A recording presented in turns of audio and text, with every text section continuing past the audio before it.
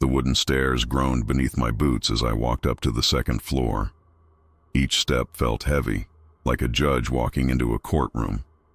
The smoke from my rifle followed me, a gray shroud drifting through the dark hallways of the dacha. At the end of the corridor, behind a heavy oak door, I could hear him. Iron Ivan, the man who thought he owned this city, the man whose name made tough men whisper in fear. Now he was making a pathetic wet sound, the sound of a cornered animal realizing the trap has snapped shut. I didn't try to turn the handle. I raised my heavy boot and kicked the oak door right next to the lock. The wood splintered with a loud crack, and the door flew open, bouncing off the wall. Ivan was standing behind his massive mahogany desk. In his right hand, he was holding a short, silver-plated foreign pistol. His hand was shaking so violently that the barrel was dancing in the dark. The single candle he had lit on his desk cast long, twisting shadows across his face. The fearsome gangster king was gone.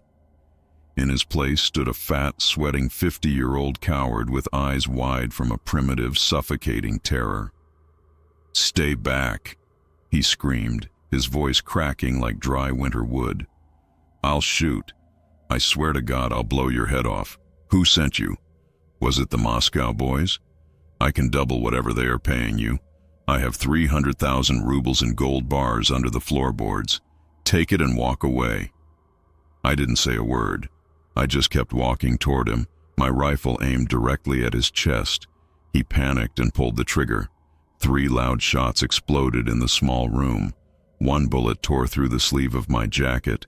Another shattered a glass bookcase behind me, spraying cold shards across my neck. But I didn't even blink. In the Gulag, you learn that fear is what kills you before the bullet does. If your time has come, it has come. If not, you keep moving. Before he could fire a 4th time, I closed the distance. I swung the barrel of my Mosin Nagant down, striking his right wrist with a heavy, crushing blow. The silver pistol flew out of his hand, shattering the window glass behind him as it dropped into the dark snow yard below. Ivan let out a pathetic, high-pitched shriek and collapsed back into his heavy leather chair, clutching his broken, bleeding wrist to his chest. I stood over him, the dark shadow of his worst nightmare. I reached inside my woolen turtleneck and pulled out the gold locket, the one I had taken from Captain Borodin's hidden safe.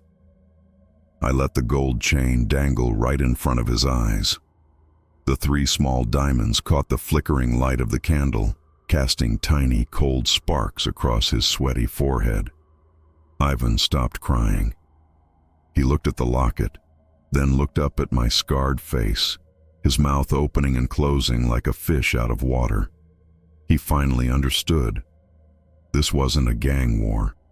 This wasn't about black market gold or territory. The past had come back from the dead to collect a debt that couldn't be paid with rubles.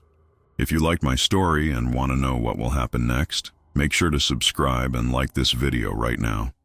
Trust me, you don't want to miss what comes out of the dark next, and I will tell you the rest of the secrets very soon. Or, I will just leave right now and walk away into this cold winter fog if you don't care about what happens next. The choice is yours. But if you are too impatient to wait for the next episode, the full uncut story is already waiting for you. Just type the Red Vigilante in the YouTube search bar, find my main channel, and watch the whole video right now. Go check it out, stay safe, and I'll see you there.